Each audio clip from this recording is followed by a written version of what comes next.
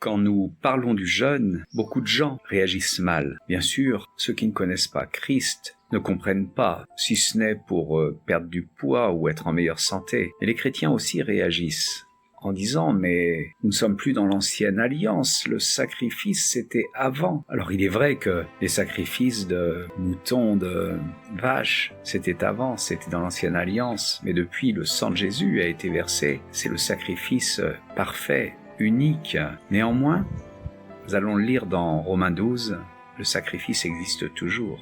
À partir du verset 1, je vous exhorte donc, frères, par les compassions de Dieu, à offrir vos corps comme un sacrifice vivant, saint, agréable à Dieu, ce qui sera de votre part un culte raisonnable. Jésus lui-même, après avoir été baptisé d'eau et du Saint-Esprit, est parti dans le désert où il a jeûné 40 jours. En avait-il besoin? Oui, sans doute, étant à la fois Dieu, mais homme également vivant dans la chair. Il parle d'ailleurs du jeûne. Dans Matthieu 9, au verset 15, Jésus leur répondit « Les amis de l'époux peuvent-ils s'affliger pendant que l'époux est avec eux? Les jours viendront où l'époux leur sera enlevé, et alors ils jeûneront. » Jésus répond également à ses disciples dans Matthieu 17 au verset 21, « Mais cette sorte de démon ne sort que par la prière et par le jeûne. » Donc, pour ceux qui disent que le jeûne, c'était pour autrefois, non, ce n'est pas vrai. Le jeûne est également pour aujourd'hui. Dieu nous donne des sacrifices. Paul exhorte les Romains à offrir leur